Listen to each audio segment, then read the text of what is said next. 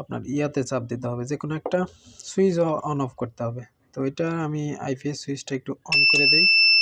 এই যে, তো এটা বেশিক্ষণ ধরে রাখলে আবার নো ফিডব্যাক দিবে, তো এই জন্য আর কি। এই যে দেখতে পাচ্ছেন চলে আসছে। তো এটাই মূলত আপনার নর্মাল মোড। আর স্লিপ মোডে গেলে শুধু ফ্রন্টগুলো শো করে। তো আরেকটা বিষয় আছে, হয়তো এই যে এইখানে দেখতে পাচ্ছেন এখানে একটা ভিআর আছে। তো আমি এটা আপনার একটা রেজিস্টার দিয়ে জাম্পার করে দিছি। তো এখানে হচ্ছে যদি আমি ফিক্সড করে দিছি, এটা যদি আমি ভিআর লাগাই তো এটার আলোটা আমি অ্যাডজাস্ট করতে পারবো বা নিজের মতো আমি কাস্টমাইজ করতে পারবো।